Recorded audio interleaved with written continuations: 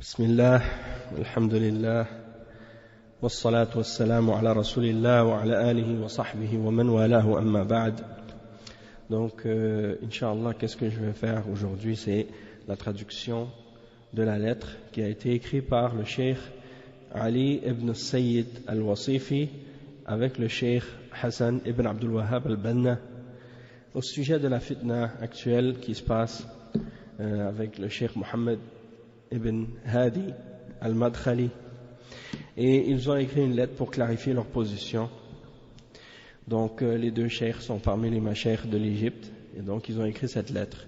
Et donc qu'est-ce que je vais faire? Je vais la lire et puis je vais la traduire en même temps, Inch'Allah. Donc ils ont dit Bismillahirrahmanirrahim, alhamdulillah, wassalatu wassalamu ala rasulillah, wa ala alihi wa sahbihi wa man walahu amma ba'd. Donc les deux cheikhs, ils ont commencé par le basmala, Bismillahirrahmanirrahim, et ensuite la louange d'Allah subhanahu wa ta'ala, ainsi que le salut et la bénédiction sur le prophète Mohammed sallallahu alayhi wa sallam, le messager d'Allah sallallahu alayhi wa sallam, ainsi que sur sa famille et ses proches, et tous ceux qui l'ont pris pour allié. Et ensuite, il mentionne qu'ils se sont réunis, lui, le Cheikh Ali ibn al-Sayyid al-Wasifi, ainsi que le Cheikh al-Allama Hassan ibn Abdul Wahhab al-Banna, dans la ville de Cheikh Zayed bin Hayza, et ils ont revisé ou ils ont revu les points principaux, les plus importants qui ont causé cette fitna qui s'est produite entre le Cheikh Mohammed ibn Hadi ainsi que ses frères parmi les mashayikh salafiyin, et ce que cela a eu comme conséquence et comme effet négatif, et dont les échos se sont propagés dans plusieurs d'entre les pays du monde. Et nous nous sommes mis donc d'accord sur tous les points qui ont été mentionnés dans ce bayan, et on demande à Allah que ce soit quelque chose qui aide à retirer la brume, ou retirer ce qui nous empêche de voir clairement les choses, et de clarifier ce qui doit être fait et ce qui doit être suivi dans les jours à venir en ce qui concerne la réconciliation et le ralliement entre les frères salafis.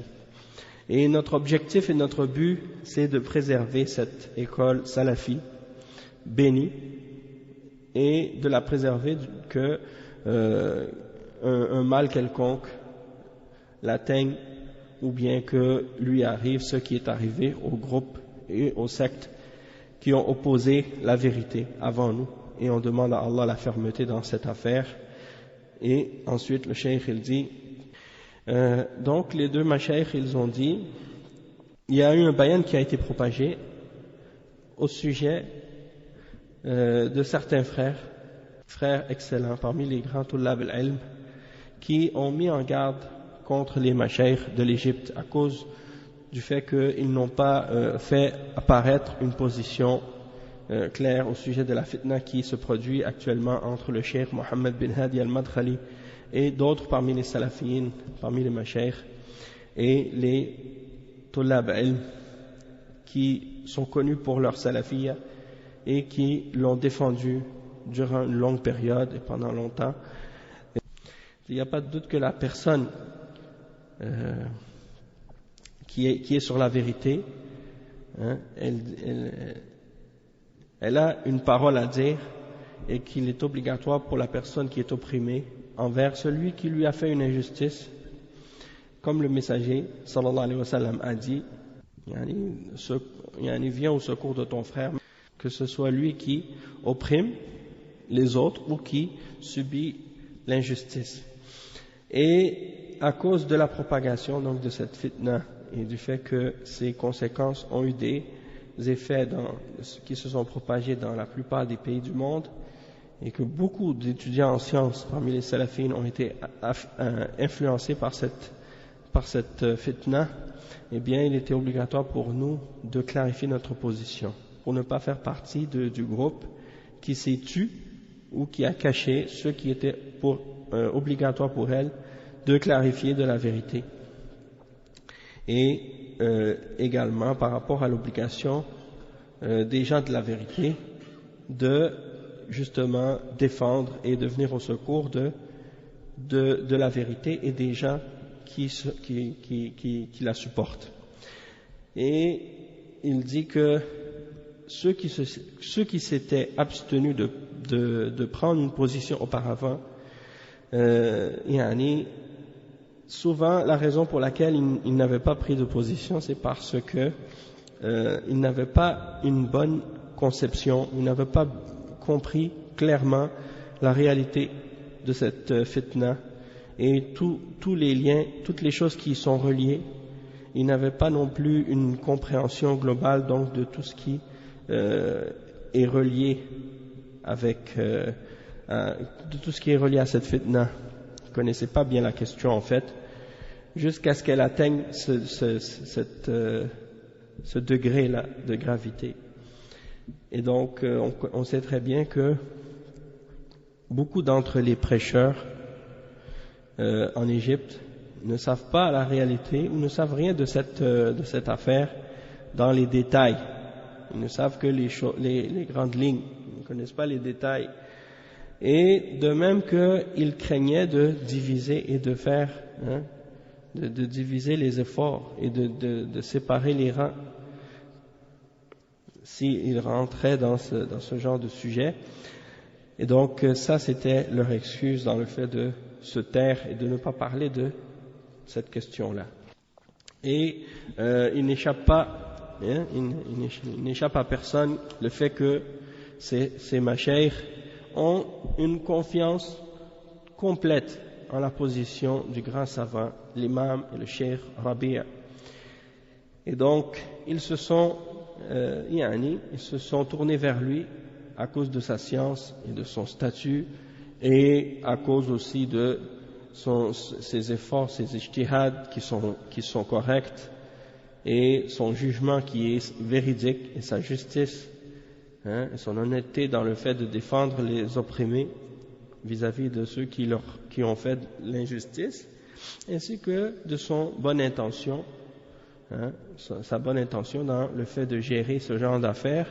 Donc ils ont confiance en sa position et ils ne sont pas en train de le suivre aveuglément dans cela, puisque le cheikh a jugé d'un jugement en se basant sur ce qui leur a été présenté et ils ont été satisfaits de son jugement. Et ce sont donc des règles essentielles à connaître pour connaître la vérité, que personne ne peut se passer. La vérité, c'est que, ça c'est qu'est-ce que nous pensons, mais bien entendu c'est Allah qui les jugera, c'est Allah qui sait leur situation réelle, mais nous pensons qu'ils ont voulu réunir les salafiyyin et les rattacher et les rassembler sur la vérité et repousser toute la fausseté avec toute la clarté possible. Et Inch'Allah, il dit, ils sont avec tous ceux qui font des efforts pour atteindre l'union et l'unité et tout ce qui peut ramener à réaliser cette union et cette unité. Et en se basant sur cela, nous disons que le fait que nous étions tus et qu'on n'avait pas parlé c'est-à-dire on n'avait pas parlé et on n'a pas réfuté Cheikh Mohammed bin Hadi al-Madkhali, et le fait qu'on s'était tu par rapport à cette réfutation-là ne signifie pas que nous étions satisfaits de sa voix ou de sa façon d'agir dans cette dispute. Le cheikh il dit et moi, le cheikh Hassan al-Banna, le cheikh Hassan Abdul Wahhab al-Banna, j'ai clarifié que Muhammad ibn Hadi était dans l'erreur dans son comportement et dans ses accusations contre ses frères salafis, lorsqu'il les accuse sans aucune preuve ni évidence, que la vérité est avec le cheikh Rabi' dans cette position-là, de façon générale.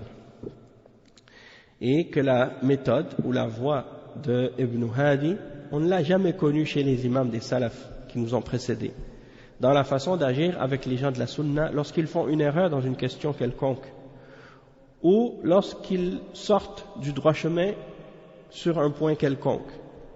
Parce que plusieurs d'entre les grands savants parmi les salafs, de même que parmi les khalaf, comme l'a dit Cheikh al-Islam, Ibn Taymiyyah, que lorsque certains d'entre eux sont tombés dans une bid'a quelconque pour une raison connue, et bien malgré ça, ils réfutent l'erreur en question, et ça se limite à une réfutation dans les domaines de la science et de la clarification des réalités des choses, sans rentrer dans les règles et les descriptions et de lancer des sobriquets et des surnoms pour dénigrer la personne en question, comme le font des gens de bid'a, en accusant les gens de la sunna d'être des anthropomorphistes ou des gens de tajsim ou des choses de ce genre, ou bien ils les appellent des al-hashawiyya ou des choses comme ça. Pourquoi? Parce que il y a un grand danger dans le fait d'agir de cette manière pour la ummah. Donc, le cheikh il explique, il dit que l'affaire à ce sujet-là est régie par des principes et des règles claires que les hommes de science et les grands savants connaissent, comme le cheikh Al-Allama Rabi' et ses semblables. Et donc,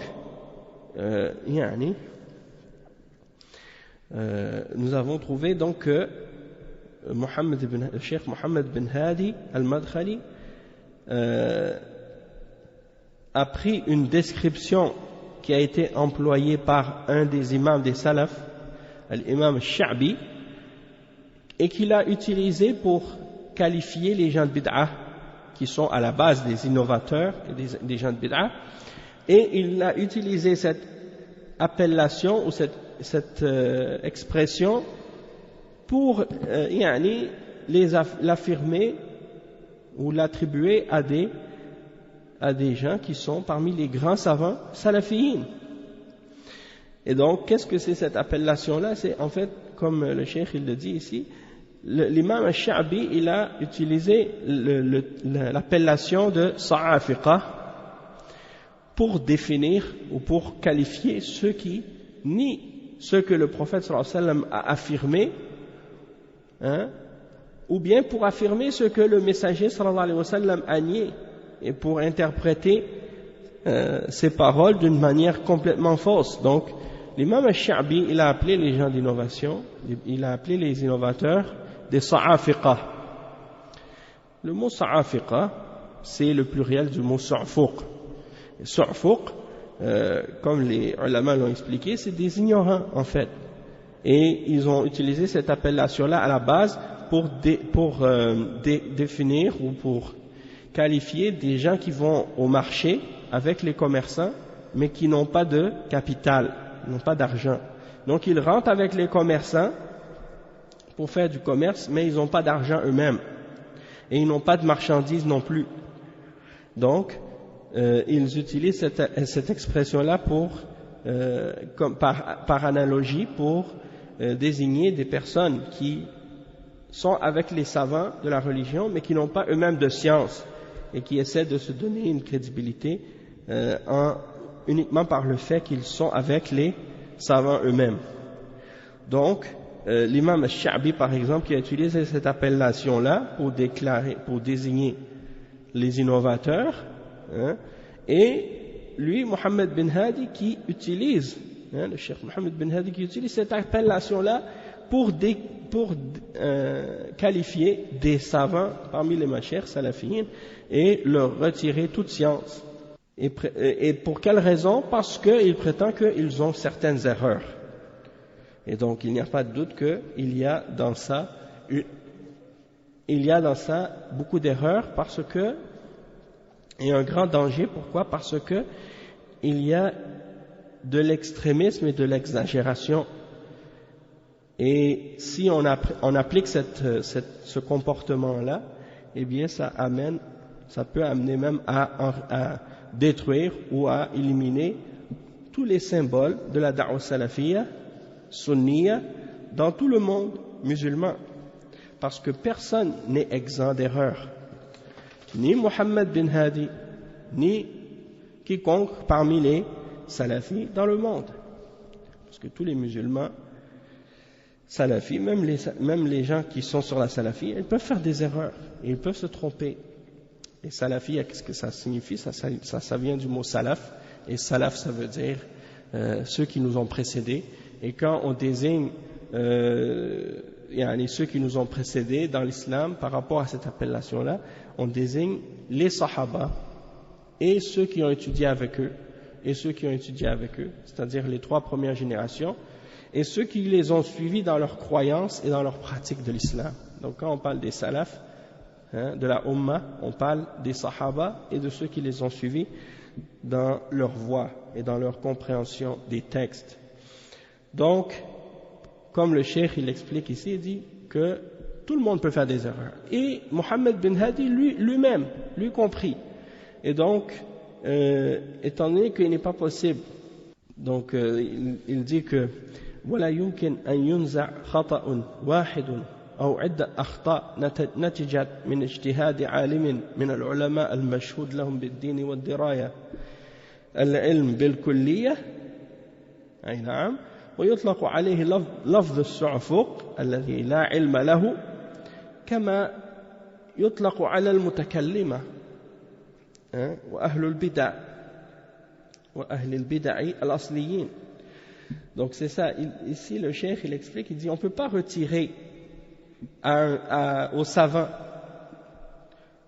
qui ont fait une erreur ou plusieurs erreurs en se basant sur un ijtihad, un effort qu'ils ont fait, un effort sincère de trouver la vérité, mais qui se sont trompés dans cet effort-là, et à cause de cette erreur, alors que ce sont des savants qui sont reconnus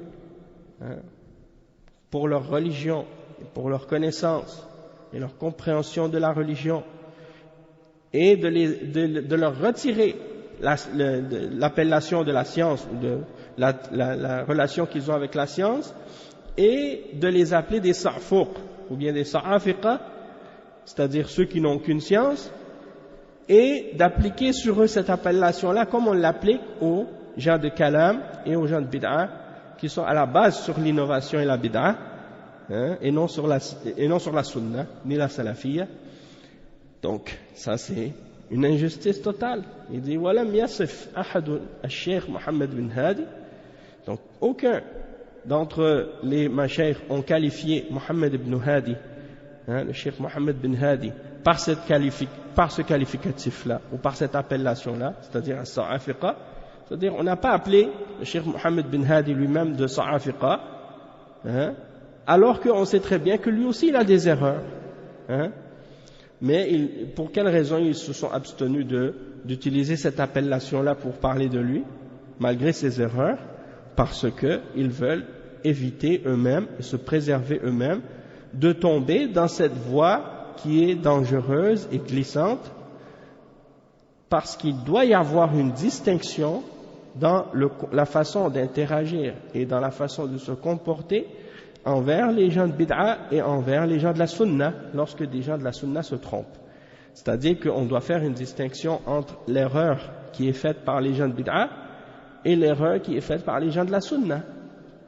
Puisque les gens de la sunna, c'est des gens qui à la base ont accepté cette méthodologie du prophète sallallahu alayhi wa sallam et des sahaba, et s'ils sont tombés dans une erreur quelconque, eh bien c'est parce qu'ils ont fait une erreur dans leur ijtihad. Tandis que les gens de bid'a, eh bien ils se tiennent à la base sur des fondements qui sont déviés et erronés.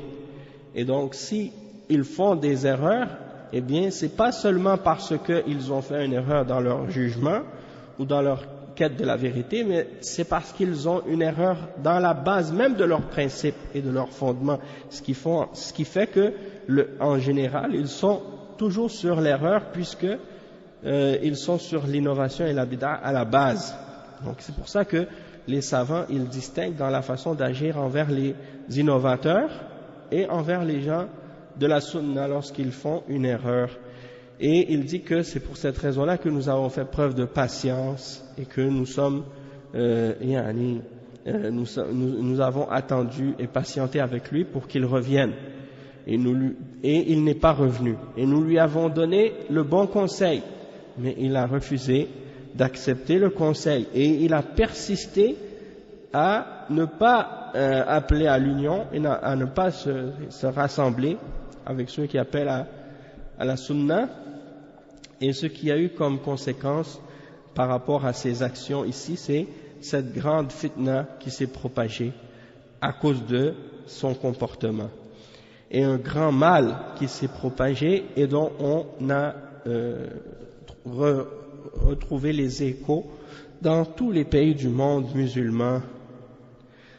Et ça a amené de la haine et de la colère dans les cœurs, et ça a divisé les jeunes en différents groupes, et ça a aveuglé les gens qui ont pris de cette question une question de, c'est-à-dire ils se sont aveuglés, ils se sont divisés en groupes, et ils ont laissé de côté l'amour pour Allah et la haine pour Allah, al-wala wal-bara pour Allah.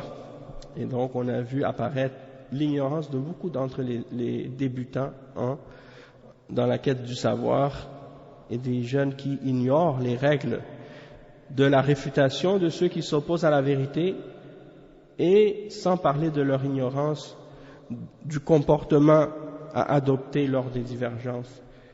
Et à cause de ça, donc c'est ce qu'on a constaté. Donc il dit que nous avons 9 points par rapport à cette fitna avec le Cheikh Mohammed ibn Hadi, et nous les présentons dans le but de clarifier cette affaire et de rapprocher les réalités pour que, par la grâce d'Allah subhanahu wa ta'ala, on puisse réunir entre les cœurs et réconcilier entre ceux qui ont des disputes, et pour que puisse durer l'amour entre les musulmans, au lieu de faire élargir le cercle de la division et le déchirement. Et le bien est entièrement dans le Coran et dans la sunna et dans la jama'a, dans le fait d'être unis sur la sunna.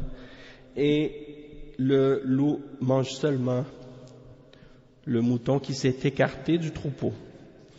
Donc, pour commencer, on va commencer avec le premier point que les deux cheikhs ont mentionné. Il dit que premièrement, le cheikh Mohammed bin Hadi est venu pour présenter sa cause devant le grand savant cheikh Rabi' al-Madkhali hafizahullah, qui est celui qui porte la bannière du Jarh wa Ta'dil à notre époque, comme le cheikh al-Albani en a témoigné.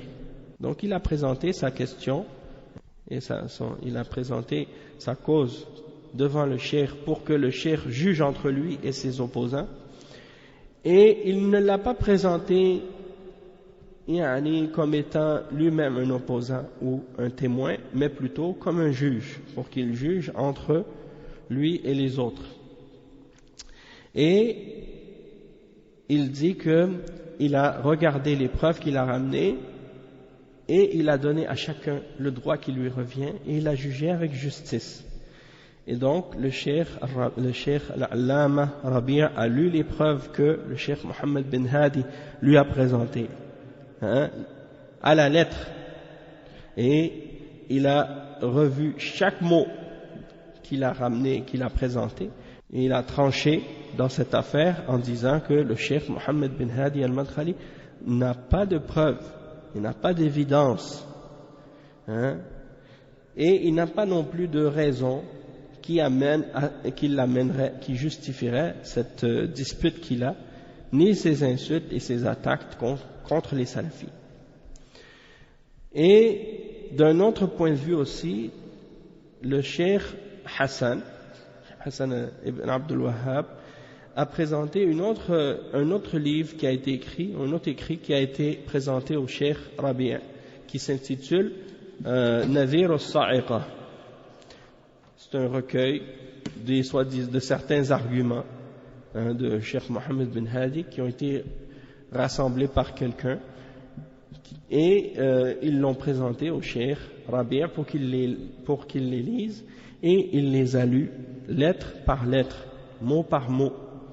Et il a dit, qui est l'auteur de ce livre ou de cet écrit?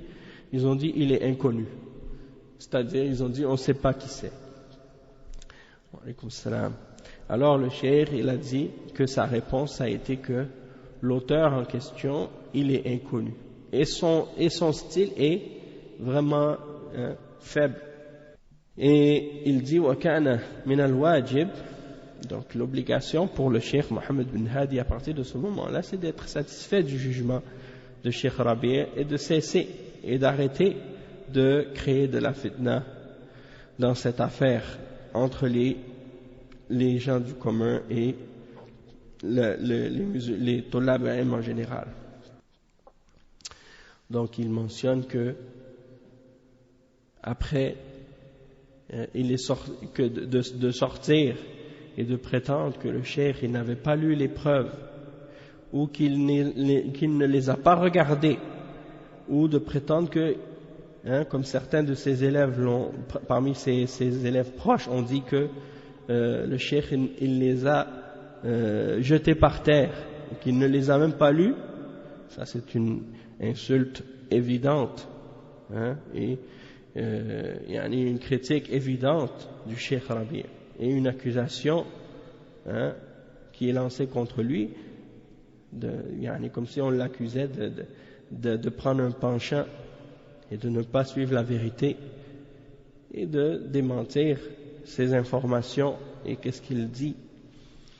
Donc il faut qu'une personne qui prétend ce genre de choses doit être arrêtée à sa limite et être jugée pour ce comportement qui est incorrect et inacceptable.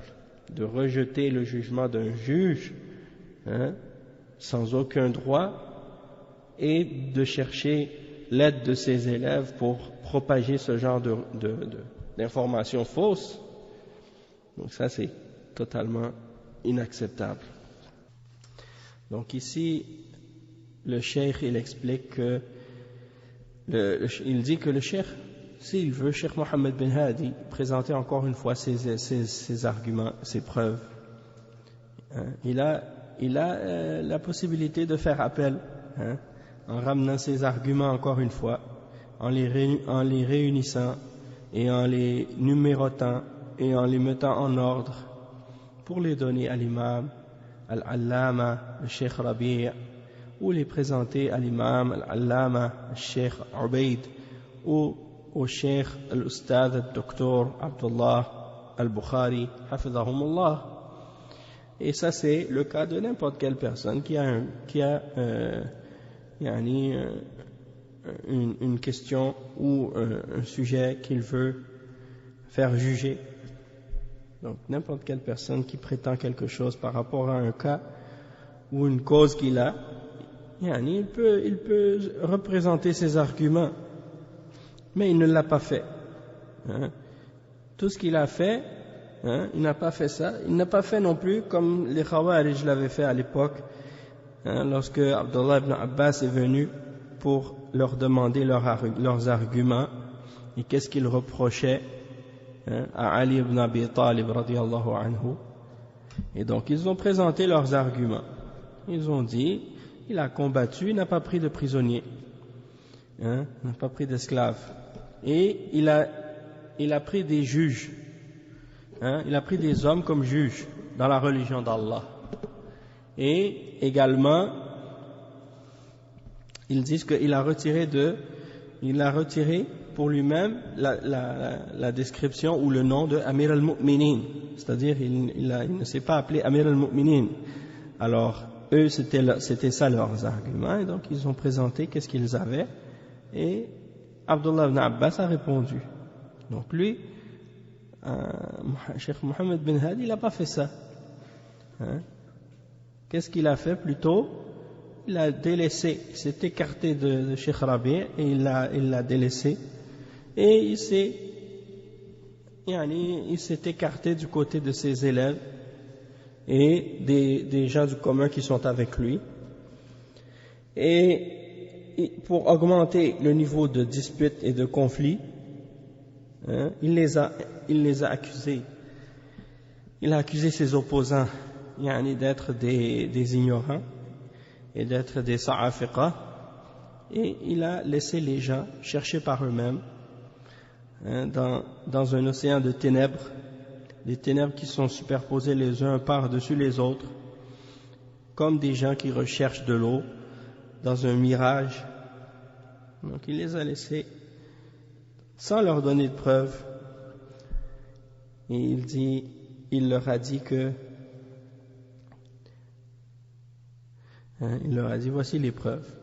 Il les a laissés comme ça. Il leur a dit voici les preuves, et il a laissé la porte ouverte à des ignorants de venir et lancer des accusations et insulter les salafis, et ainsi de suite. Il dit jusqu'à maintenant, il n'a rien amené.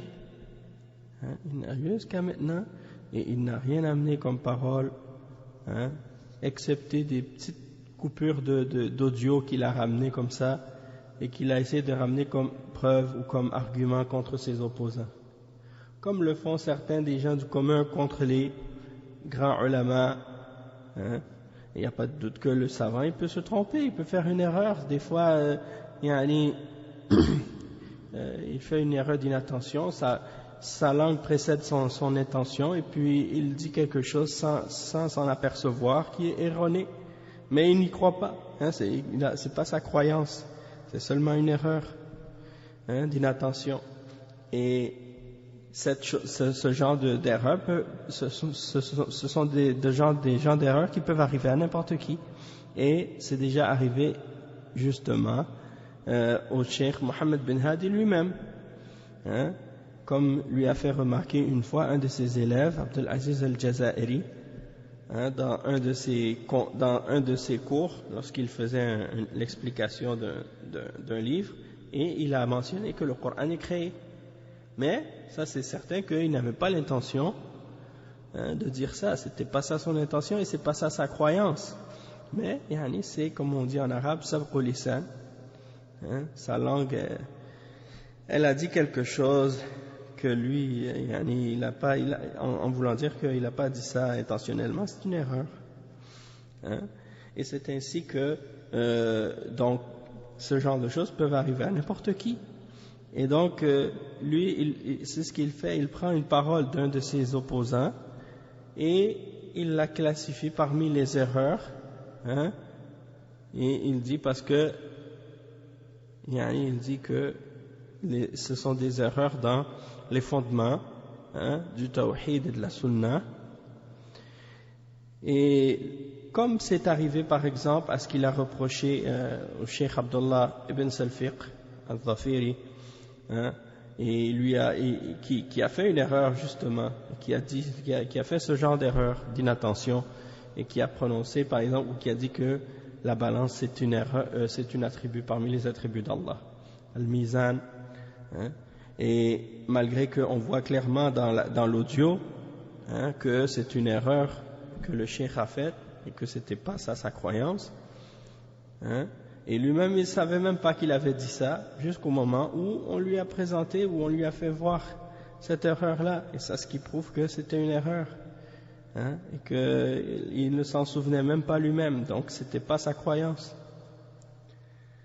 Et il dit l'occasion est présente devant le cheikh Mohammed ibn Hadi, si il ne craint pas le blâme de personne et qu'il n'est pas sous la pression de quiconque,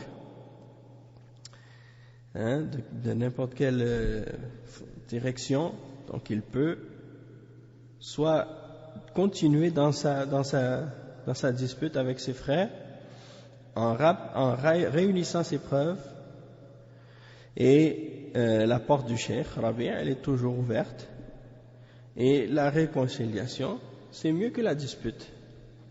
Donc le deuxième point, le cheikh ici il s'adresse, il mentionne premièrement que le cheikh Mohammed bin Hadi il connaît la grandeur de l'importance et de la position du cheikh Rabi' ibn Hadi al-Madkhali dans le monde musulman. Et il sait également la grandeur du respect que les grands ulama ont pour lui et pour sa science et pour ses efforts et pour pour tout ce qu'il a fait pour combattre les gens de bid'ah dans le monde musulman.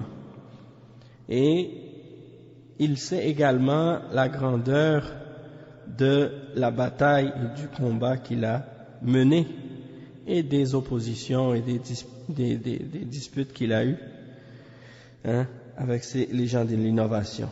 Et il sait également la grande place qu'occupe le Cheikh Rabi' dans la science du hadith et dans la sunna et dans la aqidah et dans le jarh au ta'dil.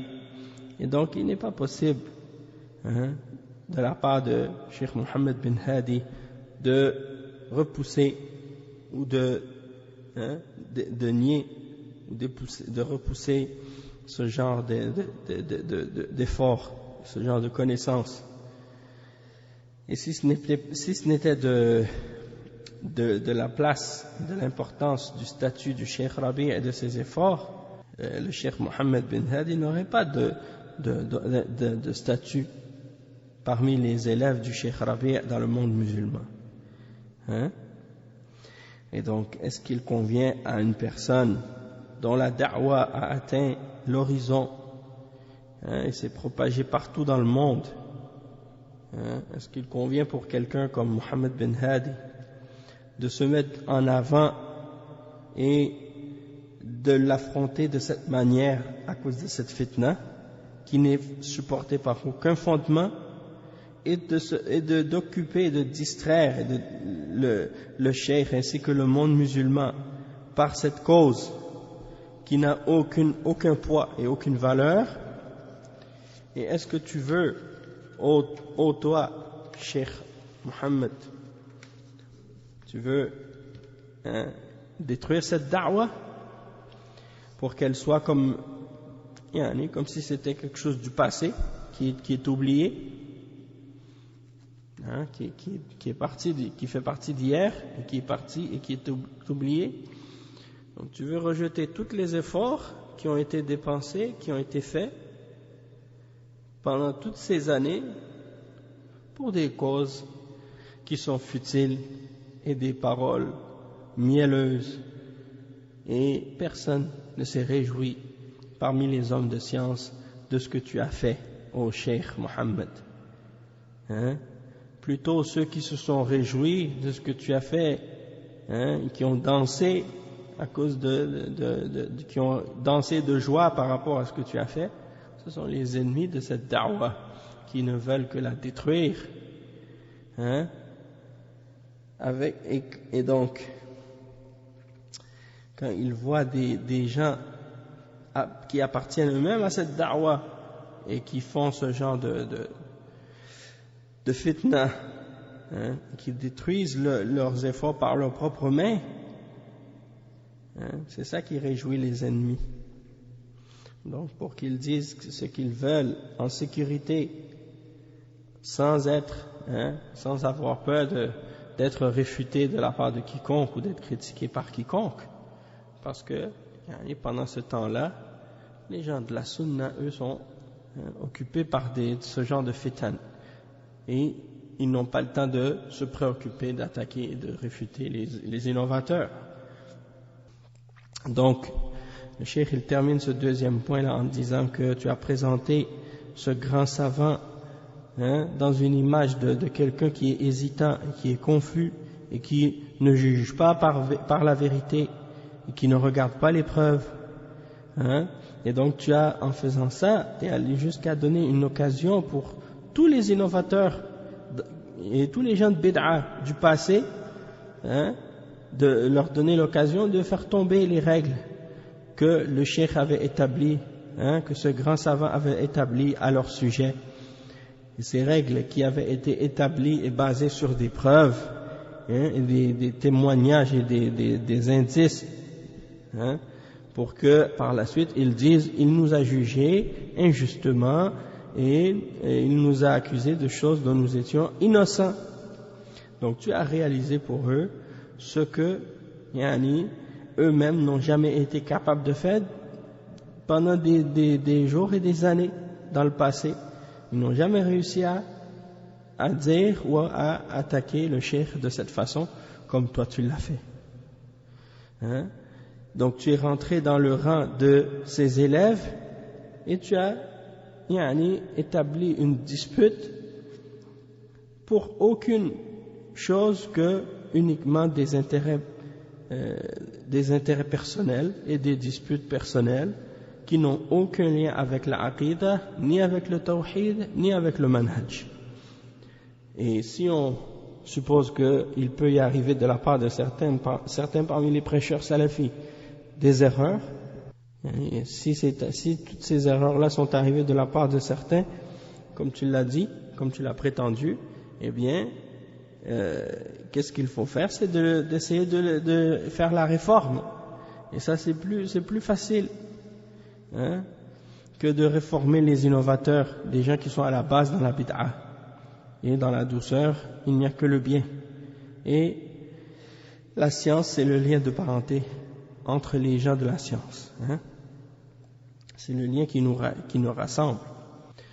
Donc le cheikh, il mentionne comme le point numéro 3 ici que il dit tu as créé une animosité, ô toi le cheikh, ô toi cheikh Mohammed, tu as créé une animosité entre les salafiyyin à travers certains messages qui ont été envoyés sur Twitter, sur les réseaux sociaux, comme qu'est-ce qu'on appelle les sites de Twitter et Facebook.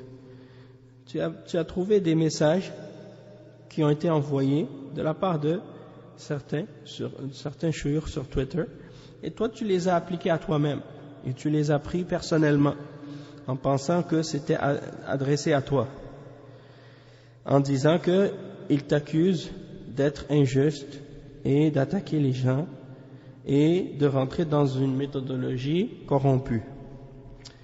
Et d'autres accusations semblables. Uniquement en te basant sur des conjectures et des illusions et des impressions que tu as eues. Alors que eux-mêmes ont nié cela et ils ont juré que c'était pas leur intention. Et si on devait se baser sur l'idée que ce que tu as eu comme conclusion c'est correct, de faire tomber les règles ou de prendre ce que des gens ont dit et de l'appliquer de la façon dont tu l'as compris uniquement en te basant sur des conjectures ou sur des impressions que tu as eues pour établir des disputes et des animosités et pour critiquer des gens, eh bien dans ce cas-là on devrait agir de la même manière envers toi et appliquer les mêmes règles par rapport à la façon dont tu as accusé d'autres salafis. De même que quand on prend tes paroles qui sont des paroles générales dans lesquelles il y a des attaques et des insultes et qui ne sont pas expliquées ou clarifiées ou qui ne sont pas explicites, on ne pourrait les comprendre que comme étant des attaques envers le Cheikh Rabi' et le Cheikh Ubaid et d'autres également. Mais bien entendu, les gens raisonnables, ils ne vont pas, ils vont pas suivre les preuves et les causes de cette manière, mais ils vont prendre les paroles qui sont explicites et qui sont claires et directes, et ils vont donner l'importance aux droits d'Allah avant toute chose, et ils ne vont pas mentionner leurs droits personnels, leurs droits à eux.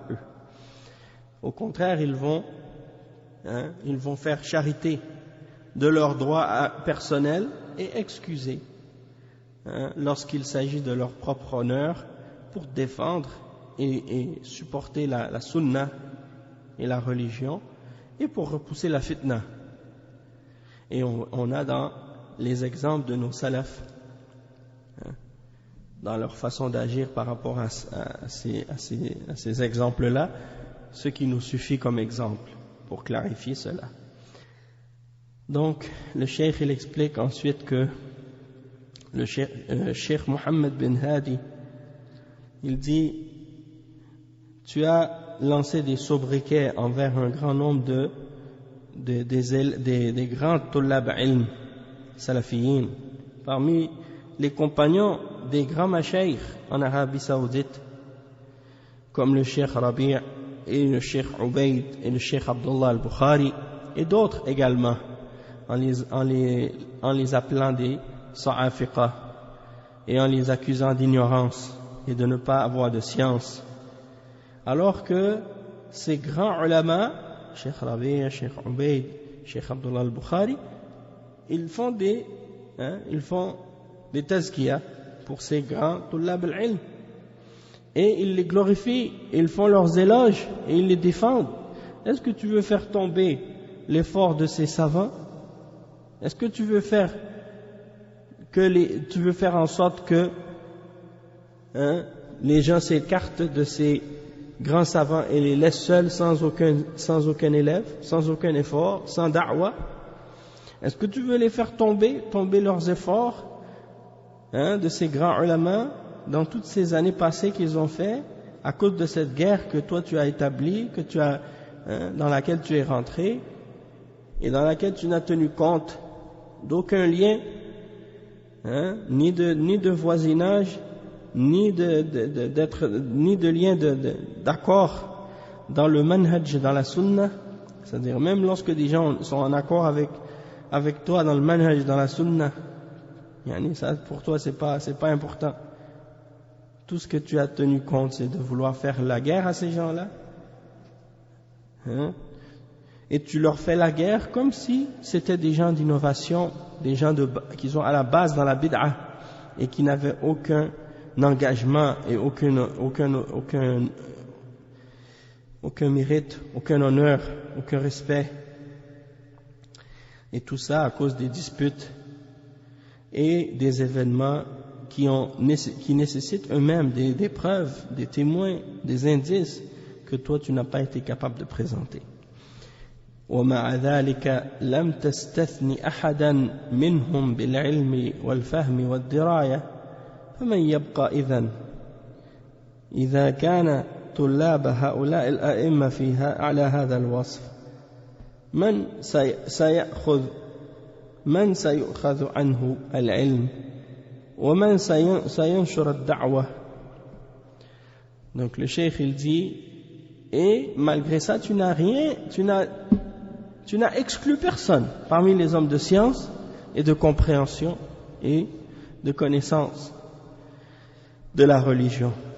Tu n'as laissé personne. Alors vers qui les élèves vont se retourner? Vers qui les gens qui va rester dans ce cas-là? Si les élèves de ces grands imams sont dans cette description-là que tu as mentionnée, que ce sont des ignorants. Et de qui va-t-on prendre la science? Et qui va propager cette da'wah? Et nous comprenons dans les questions qui ont rapport avec la réfutation des opposants que tu peux essayer de trouver leurs erreurs dans les fondements et dans les règles en détail et avec de la science détaillée, en souhaitant les ramener à la guidance, en souhaitant qu'ils reviennent à la vérité, comme c'est l'habitude des imams parmi les salafiyyin. Dans le passé, on ne peut pas comprendre comment tu es arrivé à vouloir même faire tomber une école en entier, comme si c'était l'école de Al-Amidi qui avait été établie pour enseigner la philosophie et la logique et la théologie basée sur la philosophie. Donc toi, oh Fadilat al-Sheikh,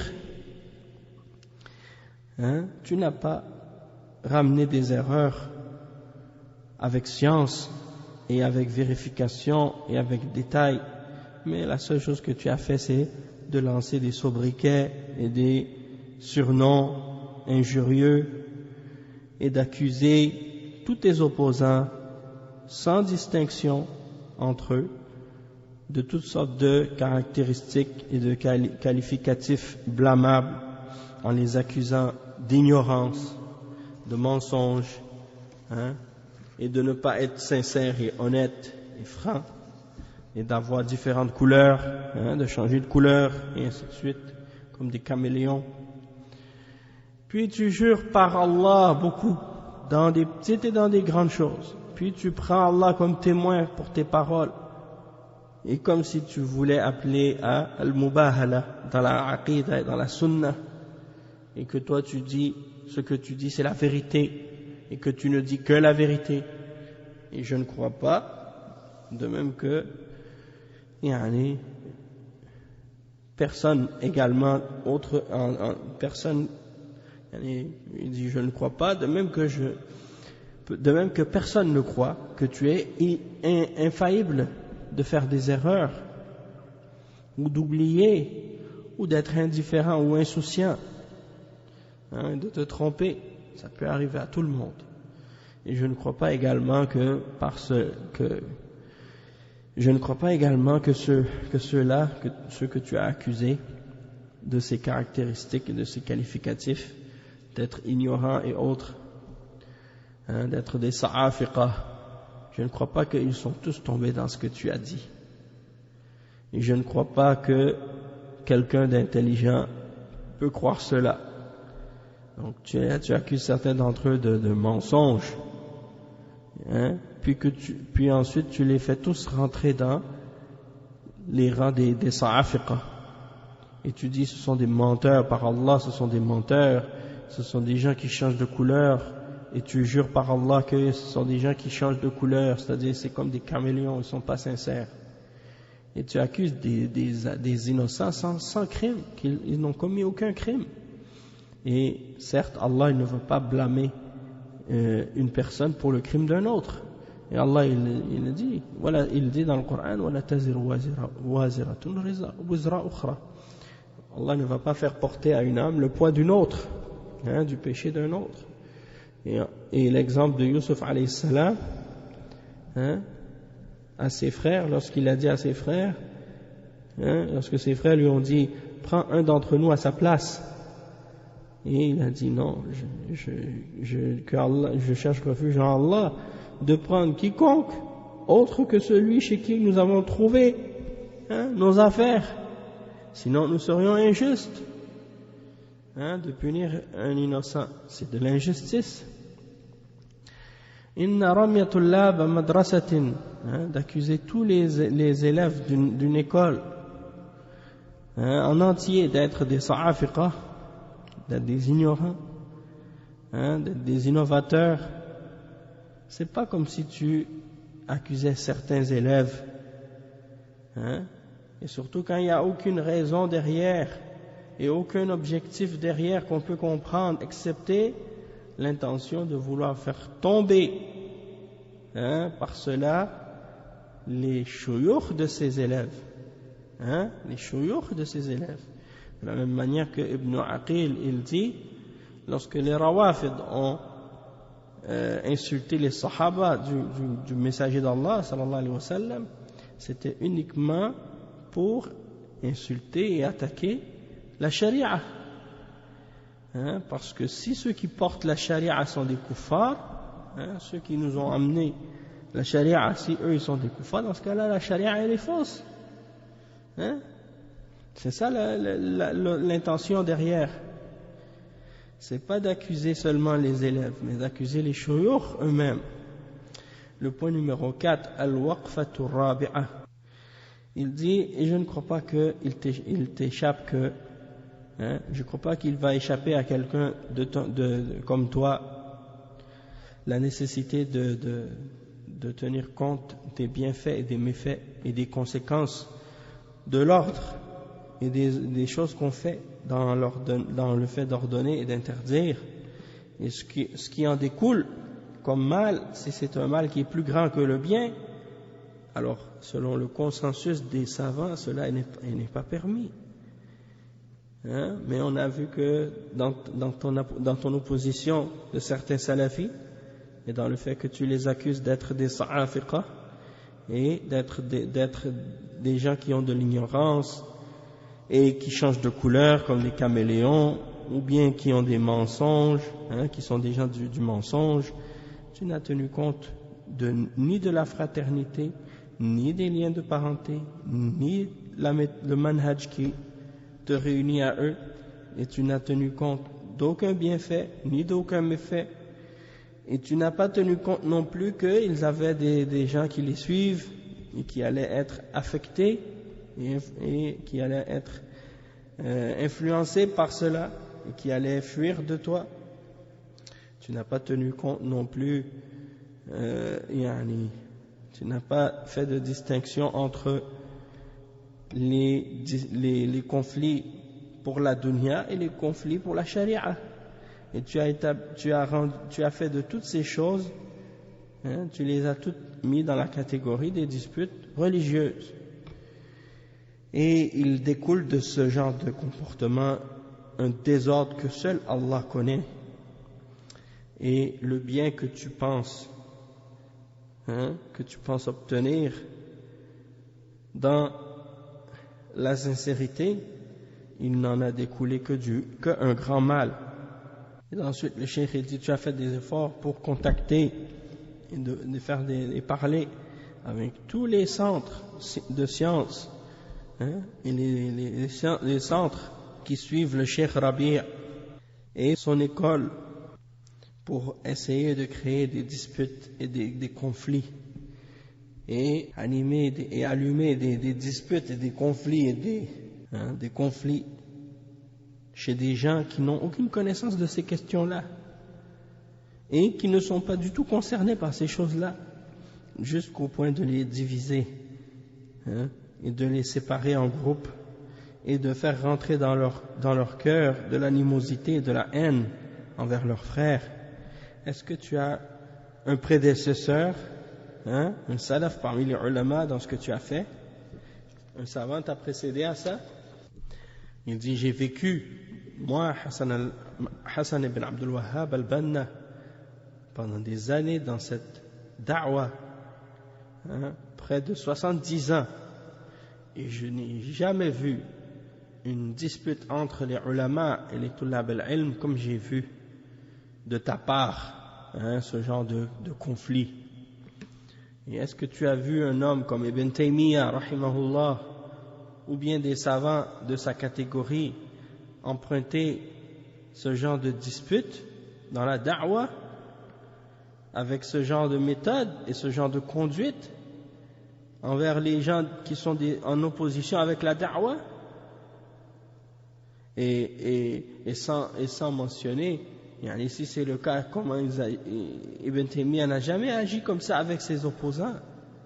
Alors que dire avec les gens de la sunna qui sont à la base sur la sunna, et commencer à les accuser d'ignorance et d'être des sa'afiqa comme tu l'as fait avec tes frères, dans tous tes cours c'est devenu que tu insultes tes frères salafis et tu les accuses, et en leur lançant des sobriquets, des surnoms détestables et blâmables, alors que je t'ai interdit de le faire, et je t'ai dit, utilise des termes, utilise des mots qui sont droits, mais tu n'as pas tenu compte de ma nasiha, de mon conseil, et tu n'es pas revenu, jusqu'à ce que la situation arrive au point que tu as même lancé des accusations d'adultère contre une personne innocente dans son honneur,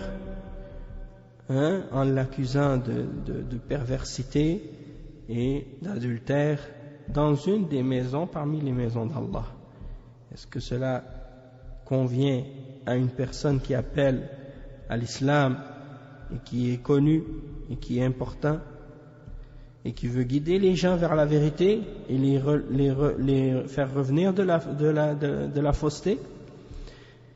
Et on voit que Cheikh l'Islam Ibn Taymiyyah, parfois il réfutait des imams parmi les gens de la sunna et des gens d'ijtihad, qui sont tombés dans plusieurs d'entre eux sont tombés dans des innovations sans savoir, et il leur expliquait la vérité et il leur retirait les ambiguïtés, et on n'a jamais vu de sa part qu'il mettait en garde contre eux ou qu'il parlait mal à leur sujet, hein, mais il était doux envers eux et il leur cherchait des excuses, et Allah sait que il dit pourquoi? Parce qu'il sait que Allah subhanahu wa ta'ala pardonne à cette umma leurs erreurs dans la science et dans la pratique, et donc la question ce n'est pas d'appliquer les règles sur les personnes et de les critiquer, de les dénigrer, mais plutôt c'est de clarifier la vérité avec les preuves et ensuite d'appliquer ces règles avec justice. Alors, où en es-tu par rapport à ça?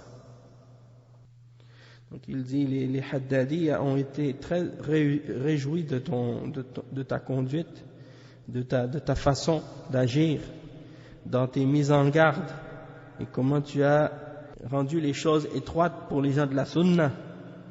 Lorsque l'un d'entre eux fait une erreur, ils ont demandé au Cheikh Rabi' qu'il t'accuse de ce dont il les a accusés, c'est-à-dire d'être des Haddadiyya. Ils ont dit au Cheikh Rabi', si tu dis que nous on est des Haddadiyya, alors dans ce cas-là, pourquoi tu dis pas de Muhammad bin Hadi que c'est un Haddadi, alors que lui il fait la même chose que nous? Donc ils ont utilisé ton exemple comme un argument pour disputer avec Cheikh Rabi'. Allah al-Musta'an.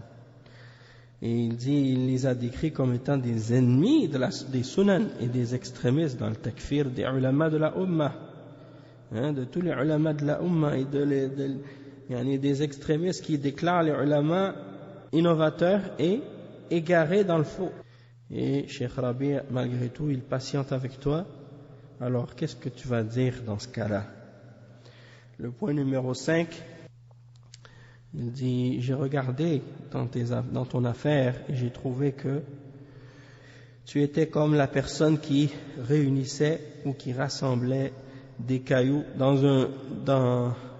le même trou pour tuer ses opposants. C'est ça. Il n'était pas convenable pour quelqu'un comme toi de garder ces erreurs-là en lui-même, s'il y avait vraiment des erreurs, une longue période de temps, sans la réfuter. Il a laissé augmenter et grandir jusqu'à ce qu'elle devienne quelque chose de grand. Et tu as sorti par la suite ton bayan dans l'audio que tu as intitulé. Il est maintenant venu le temps pour Muhammad ibn Hadi de sortir de son silence. Il dit donc ça veut dire que tu étais dans ton silence, tu étais dans le silence. Il dit, est-ce qu'il était permis pour toi, alors que tu voyais les erreurs qui grossissaient à l'intérieur du corps des salafiyyin, et que toi tu restais silencieux et que tu te taisais sans donner la nasiha, sans mettre en garde, et que tu voyais pourtant l'erreur dans le cœur de la religion et de la da'wah? Est-ce que cela convient à quelqu'un comme toi, alors que le musulman est le miroir de son frère? Et donc en voulant dire, si quelqu'un il doit être sincère envers son ami, et quand il le voit, qu'il voit en lui une erreur, il doit essayer de la corriger. Donc où est-ce qu'il était le bienfait dans le fait de retarder ce bayan et de cacher ses erreurs? Est-ce que tu attendais qu'un grand crime apparaisse pour que tu sortes, pour le juger et mettre en garde contre lui, le déclarer innovateur et pervers et lancer des surnoms et des accusations? Pourquoi tu ne l'as pas fait auparavant? Pourquoi tu n'avais pas fait la nasiha auparavant, avant que, selon toi, ils arrivent à ce degré-là de gravité? Certes, ce titre que tu as donné à cette conférence, ça c'est quelque chose qui te condamne et qui ne te fait pas paraître comme une personne sincère, mais plutôt comme une personne qui est aux aguets, et qui attend les erreurs. Donc le point numéro 6, le cheikh il dit, tu as fait sortir parmi les gens du commun et les gens, les gens les tulab al-ilm, que tu ne voulais pas te réunir avec les salafis que tu as décrits comme étant des sa'afiqa jusqu'à ce qu'ils reviennent à la vérité et qu'ils soient satisfaits de ce que tu as jugé à leur sujet, et de ce quoi tu les avais accusés. Et tu sais très bien que l'imam du Jarh wa Ta'dil lui-même, il a déclaré de façon claire que tu n'avais pas de preuve avec toi. Alors de quelle chose veux-tu qu'ils reviennent avant qu'ils puissent s'asseoir avec toi? Est-ce que tu veux imposer aux gens ton opinion et ta compréhension avec la force, et tu veux tester les gens, tu veux tester les gens en te basant sur ça? Et donc ça vient de quelle voix ça? Ça vient de quel imam? De quel imam as-tu pris ça? Il dit que l'imam Ahmad, il a dit à Ibn Abi Douad, parmi les Jahmiyyah, il dit, suppose que ça c'est ta compréhension. Est-ce que tu veux imposer ta compréhension à tout le monde et les éprouver, et les tester par cette épreuve et les torturer et les emprisonner uniquement par rapport à ta compréhension? Donc ça c'est la fin de la citation de l'imam Ahmad par rapport à la fitna des Jahmiyyah à son époque. Il dit, tu vois pas que les autres, eux aussi, ils peuvent avoir leur compréhension, ou bien tu crois qu'il y a seulement ce que toi tu penses, ce que toi tu crois. Et Allah subhanahu wa ta'ala, il n'a pas légiféré la contrainte dans la religion. Il a dit, il n'y a nulle contrainte en religion. Alors comment toi tu veux contraindre les gens à ta compréhension et à ta position? Le point numéro 7, Cheikh il dit, j'ai trouvé que tu as dit explicitement qu'il ne fallait pas se réunir et s'asseoir avec ceux que tu as accusés, et que tu as attaqués pour essayer de régler cette affaire. Et il dit que cette affaire dont le Cheikh Rabi' a jugé, à ton sujet et à son sujet, donc que tu étais dans le tort. Donc est-ce que tu veux t'écarter de lui et faire de lui ton opposant, et tous ceux qui sont d'accord avec lui dans ce que tu as, dans ce qu'il a eu comme position, ainsi que Cheikh Ubaid et Cheikh Abdullah al-Bukhari et d'autres également? Donc pourquoi tu ne veux pas faire l'effort d'essayer de faire la réconciliation et de délaisser la persistance à vouloir rester dans la division et dans la dispute et les désaccords? Est-ce que tu veux être comme Mahmoud al-Haddad lorsqu'il a commencé la fitna à Médine, en s'écartant de ses shuyukh et de ses ulama de Médine? Ne sais-tu pas que la dispute entre les Hanabila et les Asha'ara, elle était à son plus haut point à l'époque de Cheikh al-Islam Ibn Taymiyyah et les périodes avant lui aussi? Et c'est arrivé au point des insultes et même des combats entre eux. Et Cheikh al-Islam faisait l'effort pour essayer de repousser la fitna et essayer de rapprocher les compréhensions vers la voie des salaf al-salih, en clarifiant que l'imam al-Ash'ari, il voulait défendre la voie des gens du hadith et des salaf, jusqu'à ce que les choses se calment et que les gens reviennent à la science comme voie et qu'ils cessent les disputes. Et donc comment tu refuses et tu persistes et tu insistes à ne pas vouloir qu'il y ait de réunion avec les salafis, et que les salafis, tous les salafis à l'est et à l'ouest du monde, et à l'est et à l'ouest de la terre, ils souffrent, à cause de toi, ils souffrent à cause de toi de cette attitude-là, et ils te demandent de faire la réconciliation et de régler cette affaire. Donc, le point numéro 8, qui est l'avant-dernier point, il dit que les preuves qui sont obligatoires pour les gens de suivre doivent être des preuves éclatantes, comme le soleil en plein ciel, dans lesquelles il n'y a aucune noirceur et aucune ambiguïté, aucune tache de noirceur ou de ténèbres. Et on a remarqué que tes arguments, la plupart d'entre eux sont de la deuxième catégorie, c'est-à-dire de la catégorie de ceux dans lesquels il y a des taches de noirceur. Et donc, c'est suffisant pour mentionner et pour clarifier leur faiblesse, car elles sont réellement faibles, ces arguments. Et c'est pour ça que nous trouvons que dans tes réfutations scientifiques, il y a des manquements sur le plan des fondements et des règles.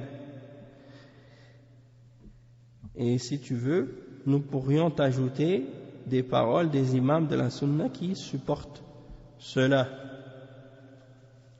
parmi les paroles des ulama. Et si on voulait également suivre tes erreurs de la même manière que tes élèves ont suivi les erreurs de tes opposants, eh bien tu ne serais pas exempt de ceux dont tu les as accusés les autres, c'est-à-dire de ceux dont tu as accusé tes opposants toi aussi.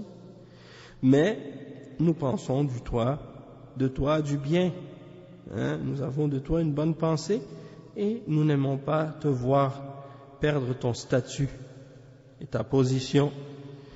Puis en même temps, par la grâce d'Allah, nous sommes convaincus que les principes que le Cheikh Rabi' il a établis, qui sont tirés du Coran et de la Sunna et de la compréhension des salafs, sont plus fermes dans la science et dans la réalisation de la justice et plus déterminantes, plus axées sur la charia que toi.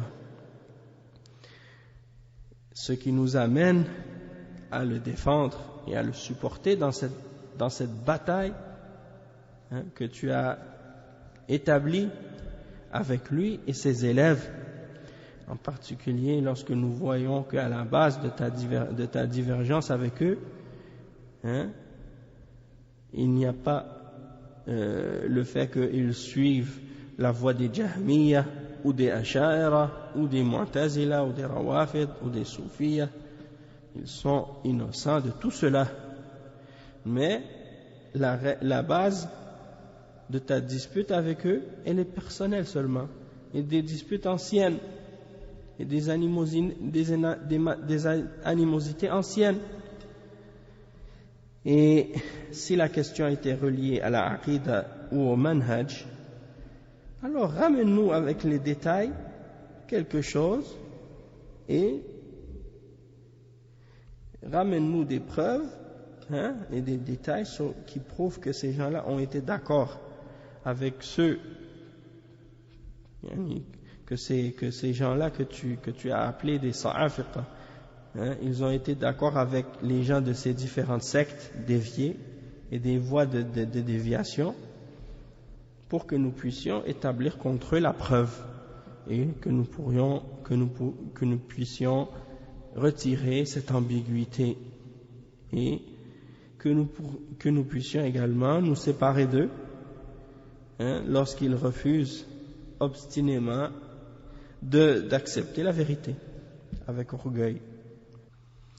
Et le point numéro 9, qui est le dernier point, il dit, c'est que nous voyons que la terre a été enflammée et elle attend celui qui va venir l'éteindre, son feu. Et donc ne sois pas le premier à augmenter son feu, et sois plutôt le premier qui fait les efforts pour l'éteindre.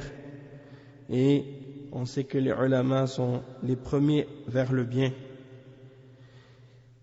Et donc, il n'est pas possible que ton excuse de ce qui est arrivé de ta part soit ton ignorance.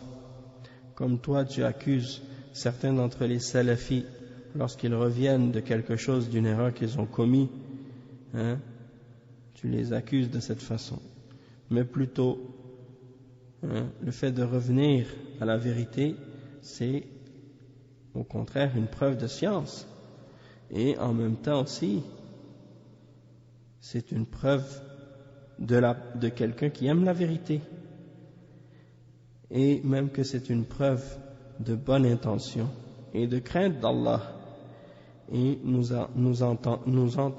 attendons de ta part cela également, avec toute notre force.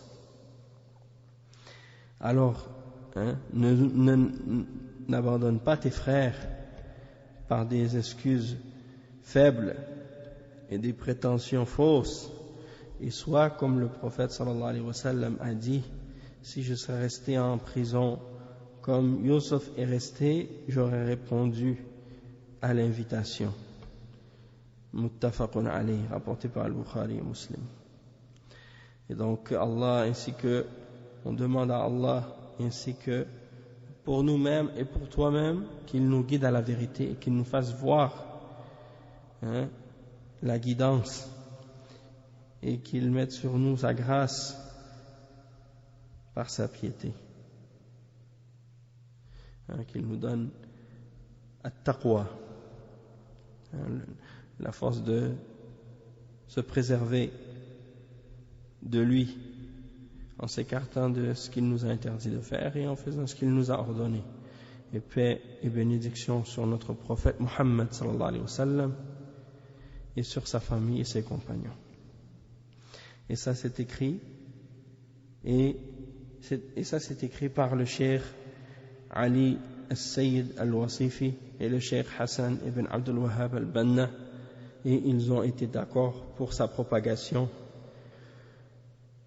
Et c'est le jeudi 29 du mois d'août 2018 qui correspond au 18 de Dhul Hijjah 1439. وصلى الله وسلم على نبينا محمد وعلى آله وصحبه أجمعين والسلام عليكم ورحمة الله وبركاته.